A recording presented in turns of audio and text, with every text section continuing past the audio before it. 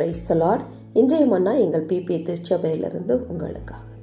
வறுமையிலே ஒரே ஒரு மாட்டை வைத்து ஜீவனம் பண்ணுகிற ஒரு சகோதரி ஒரு நாள் பால் கறந்து கொண்டு ஊருக்குள் விற்கப் போகிறார். அங்கே பல பெண்கள் உல்லாசமாய் சுகபோகமாய் இருப்பதைக் கண்டு அவருக்குள் ஒரு ஏக்கம். என்றைக்கு நானும் இப்படி இருக்க போகிறேன், இந்த வறுமை எத்தனை நாளைக்கு என்று யோசித்து கொண்டே இருக்கிறார்.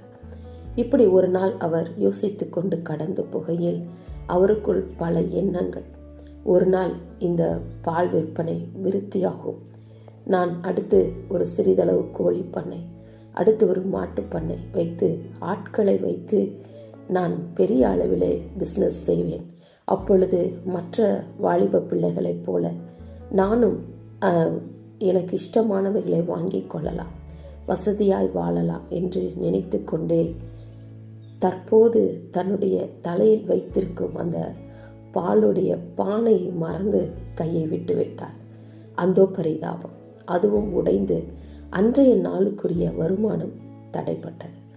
பிரியமானவர்களே, நம்முடைய வாழ்க்கையிலே தற்போதுள்ள நிலைமையை சில நேரம் மறந்து பல யோசனைகள் நமக்குள் கடந்து செல்கிறது.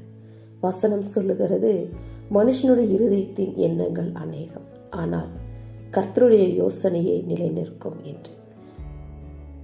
நம்முடைய எண்ணங்களையும் செய்கைகளையும் கர்த்தரிடத்தில் ஒப்புவிக்கும் பொழுது கர்த்தருடைய ஆலோசனை அங்கே விளங்கும். ஆமென்.